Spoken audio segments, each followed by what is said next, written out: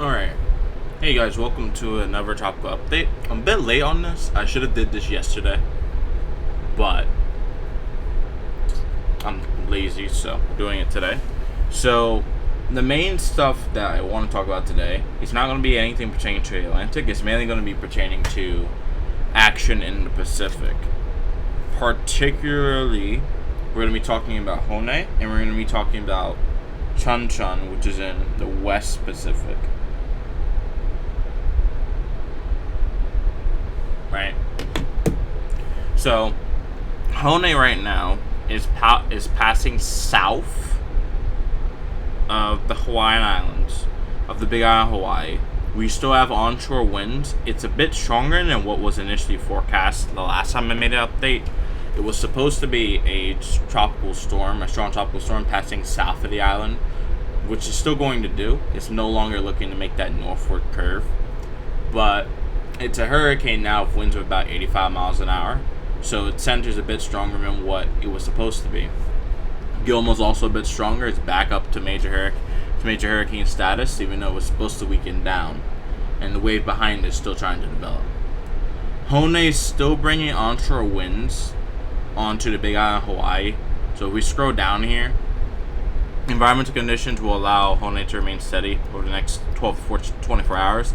As it's moving away from the island, so you're going to have less tropical storm force winds and conditions as the storm moves away. So on the Big Island, I think it's still the morning over there, but as the day goes on, if you live in Hawaii, conditions just start to improve, especially on the Big Island the further into the day you go.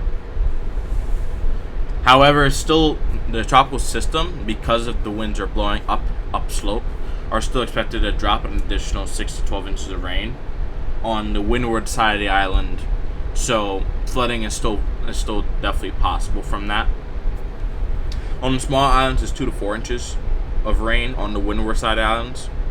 So especially on the Big Island, I'd still expect flooding to occur from that amount of rainfall, especially if you get into a rain band that drops more rain than is expected. But tropical storm force winds, or the wind damage, should be relatively low. It's mainly going to be a heavy rain issue, which is still bad. And if you live on the other Hawaiian Islands, rain could lead to some isolated flooding, but the main problem there will most likely be swells from the sea and rip currents. So this is what Hone is supposed to do over the next 120 hours. It's at its peak intensity now. I don't know if it strengthens later. And it's supposed to slowly weaken down until about 5 days outward degenerates into a remnant low. At least according to the National Hurricane Center. You could probably see this if I open up graphics. The cone. It slowly moves away from the island, so by around Monday, it's pretty much exiting the area around Hawaii, with rain still wrapping around. And by Tuesday, it should be pretty far away. So that's good. If you live in Hawaii. Just make sure that you are looking at the rainfall that's coming. Gilma, we won't talk too much about, but we'll show it briefly. Gilma did re-intensify to a major hurricane yesterday. It's over marginal conditions, so this shouldn't be happening, but it is. So Gilma's going to stay a major hurricane for a little bit longer, and it's going to maintain hurricane status for longer than what was originally forecast about 2 to 3 days ago. And as it approaches the eastern coast of Hawaii, it should slowly weaken and degenerate as the water cools down up here, and environmental conditions should get worse over time. If we look at the discussion, it should be like that. Yeah, it's moving near the 26 Celsius isotherm, so it's not going to have as much energy to really feed itself as it gets close to the islands, and the increase in wind shear should begin to degrade as it gets close to Hawaii. So it should degrade and not be a strong storm wind-wise, but it might still bring some rain to eastern Hawaii, so we'll keep an eye on this. The big thing that we're going to be talking about is Typhoon Shanshan, which is in the Western Pacific. It's now on the final path to Japan. Over the past day or so, it's been struggling a little bit due to wind shear that's been cutting over top of the system. So wind shear has been cutting over top of the system due to an upper level low that was situated around here, I believe, imparting some wind shear over the system. But that upper level low is moving out the way, and that's also allowing the storm to move farther west than what was originally intended. Before a landfall point, the center of this cone was going right into, there's a curve right into Kyoto, just west of it. Not there. Going a curve right into and just west of Kyoto. So the majority of storm surge would have been on the southern coast, of Japan eastward around into Tokyo. Now the storm center is much moving closer to Kyushu, island Kyushu. It's going to move into this bay here, which I believe this town's Iwakuni. I don't know. I don't think I'm saying that right, but it's going to move into that inland bay, and that's going to force a lot of water from the sea directly into Iwakuni and into the islands surrounding here. I believe Hiroshima is also right here. So we're gonna force a lot more water onto the western, into the west side of Japan, and then as it crosses over, it may become a flooding threat on the northern coast of Japan, and might be a threat for, I believe this is the island of Hokkaido up here. For the island of Hokkaido later. That's 5 days out, but it might become a threat there.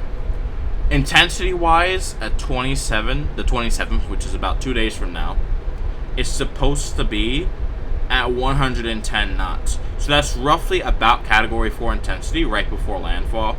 But as it's making landfall, it drops to 85 knots. It's also expected to slow down in this area. So we'll take a look at that on the forecast models using tropical tidbits really quickly. I'm be trying to look at and see what the storm is actually going to be doing so we can understand what's happening. So we're going to look at the GFS globally, and we're going to switch to the West Pacific, and then we're going to look at Shanshan more deeply using a hurricane model tool.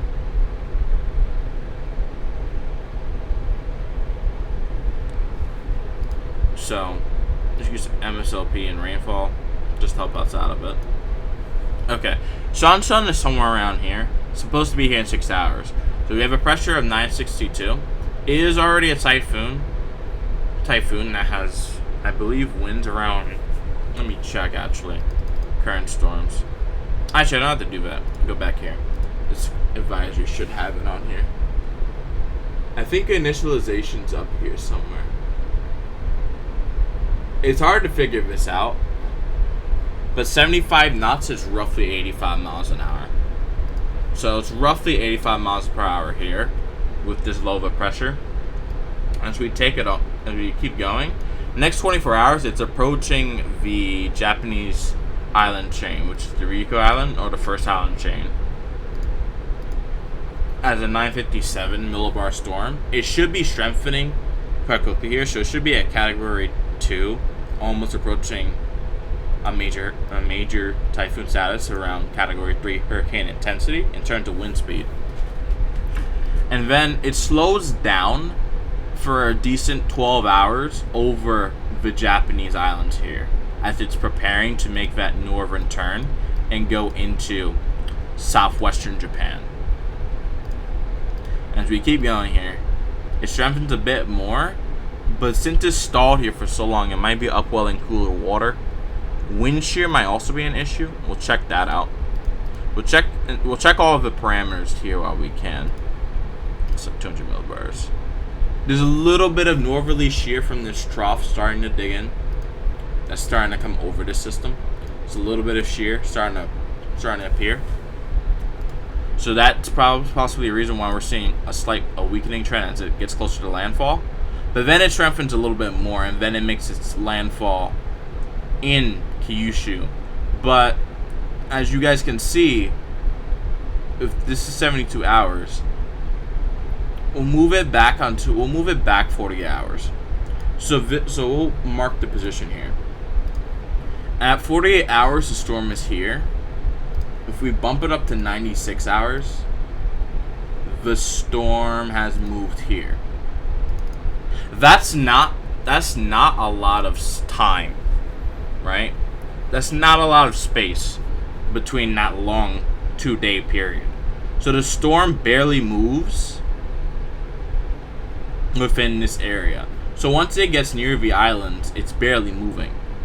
It stalls just south of Kyushu, and then it takes 2 days to make actual. Then it takes about a day to make landfall, and then after it makes landfall, it stalls over southwestern Japan, at least according to the GFS. It doesn't stall completely, but it slows down a lot, and then it moves eastward slowly, very, very slowly. So this would be a worst case scenario, as in this case, because Japan is very mountainous, you're going to be forcing a lot of heavy rain over, if I can get a better color here, you're going to be forcing a lot of heavy rain over the islands, as well as you're still going to have a very strong wind coming into the bays and inlets down here in southern Japan. So that's going to force storm surge into the bay, so that's not going to allow water to escape.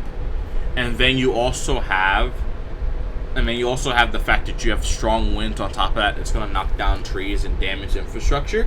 If this were to play out, would be very catastrophic for Japan, because you have a major typhoon that's very strong making landfall, slowing down as it does so, and dropping a lot of rain. So you have a flooding disaster, and you have strong winds on top of that, making everything very hard to actually get to these areas in Japan due to the storm. And because it lingers here so long, at least a tropical storm hurricane intensity, or typhoon intensity rather, and just lingers over Japan, that's going to be a very big issue. But this is just a GFS model. If we look at the Euro model,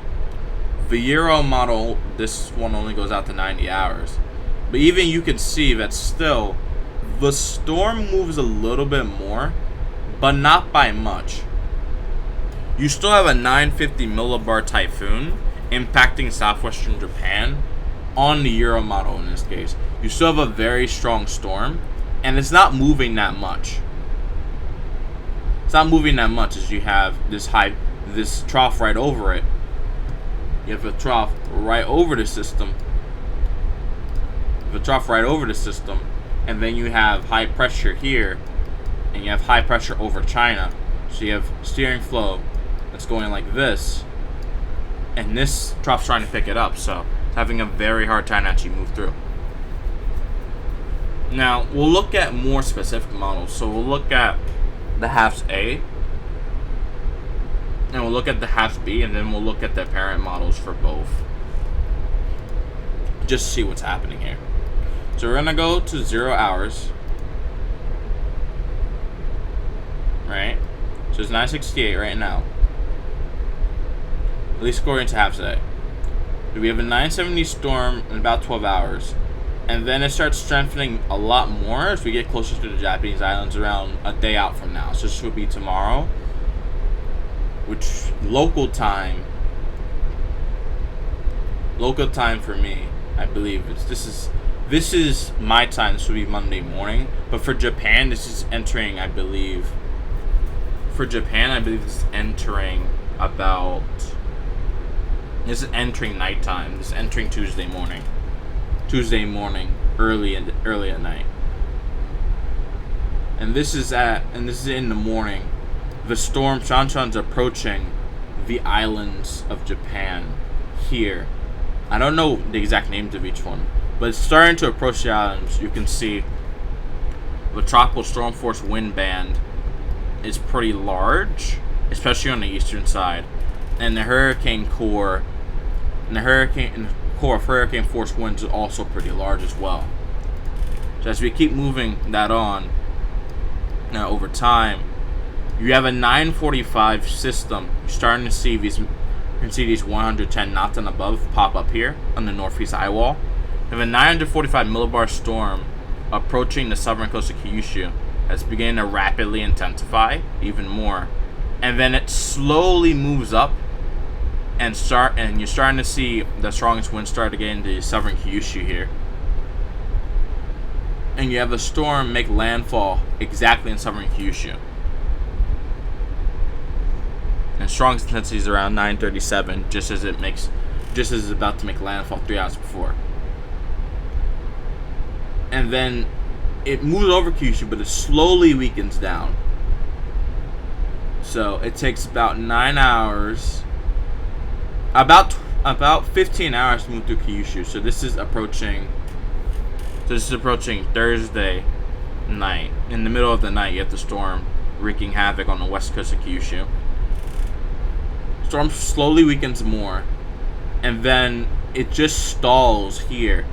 So the storm's winds weaken down as you have this strong wind fetch off the Sea of Japan, and it's over land. But it weakens down, but it's slowly moving over Kyushu in southwestern Japan, dumping a ton of rain before it begins re-intensifying over the Sea of Japan due to less land friction. If we were to look at perhaps a parent of Shanshan here, and we were to take a look at this, sea surface temperature wise, there's a decent amount of warm water that Shanshan can use, but because it slows down, you can see that down here there's this isotherm below 26 Celsius because it's upwelling cooler water for how long it's been sitting there. As it moves over Kyushu, the water around Kyushu begins to cool down due to how long it's been there. So you have this cool trail of water here. However, if we look at precipitation, like MSLP and PWatt, we have very high relative humidity, and we have a very high precipitable water count, around 90 millimeters, which I don't know the exact conversion, but I think this is closer to 3 to 4 inches an hour. If we were to look at total accumulated precip, you're looking at about, is it 24 hours? I don't see it. You're looking at about, over Kyushu alone, you're looking at least 6 inches of rain over a large part of southern Kyushu.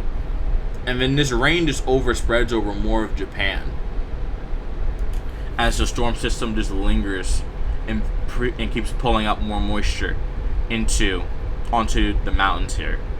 So mountains will definitely be locally higher, so that's probably why we're seeing in southern Kyushu, around here, we're seeing levels above 9 inches, and in some areas starting to see like bright gold closer to 16 inches of rain or more. I believe this is around 300 millimeters, I think. I don't know the exact conversions.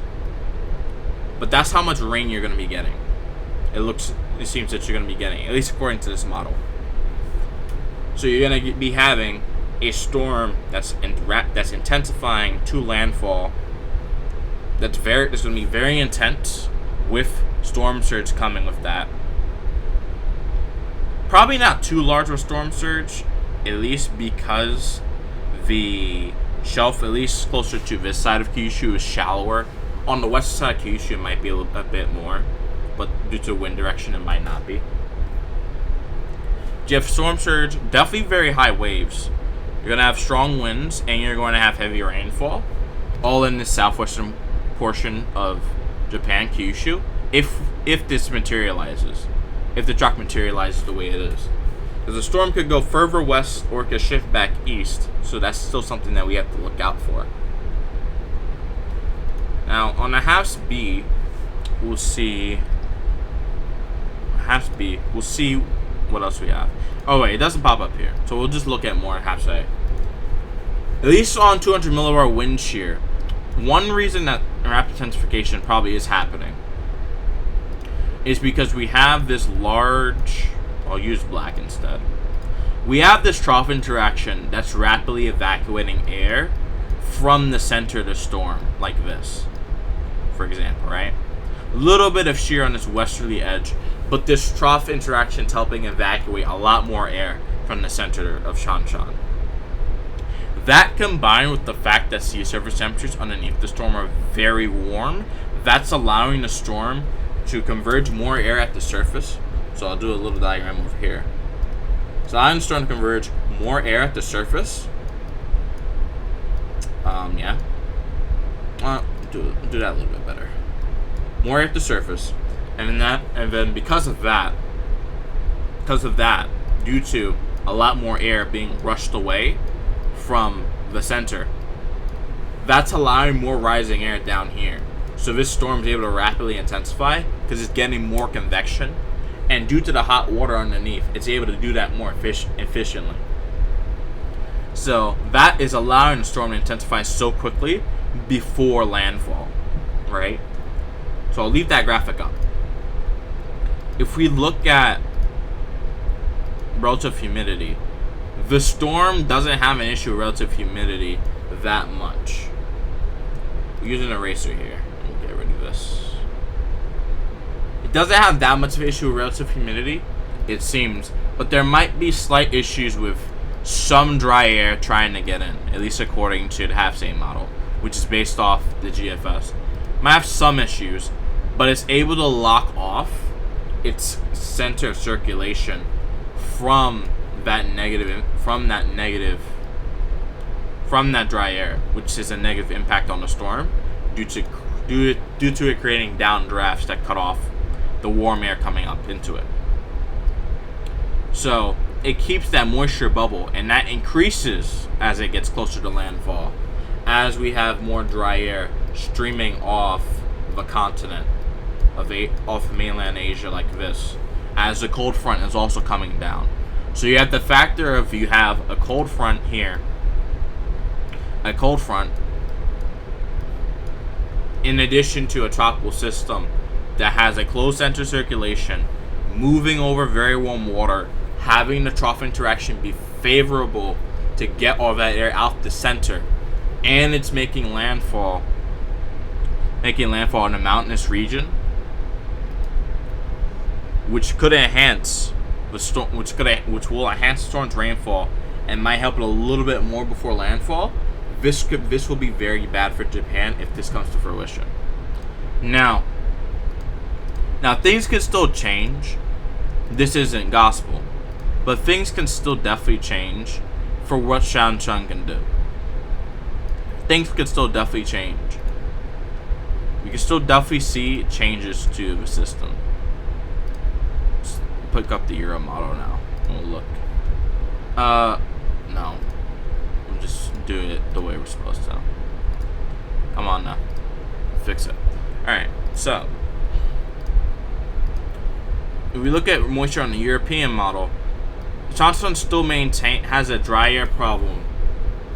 Has dry air surrounding the north side of the system early as it approaches the islands. However, as it gets closer to Kyushu, the next 2 days, approaching Wednesday and Thursday in Japan, that rapidly goes away, and that's replaced by this large plume of moisture. So the only real dry air getting in is on this western side. And I bet even as we keep going, that eventually wraps out. So then the entire circulation, centered circulation, it has high moisture, relative humidity. So the main limiting factor I think I can see for Shanshan right now is how much the wind shear is still affecting it, and how much of this dry air does get into the center. If the dry air gets flushed out as easily as all the models are saying, this storm will rapidly intensify much quicker on its path to Japan. If the dry air does get into circulation, the overall strength of the system will be weaker, but the rainfall will still be intense, and the storm will still probably be strong enough to be a major issue for Japan.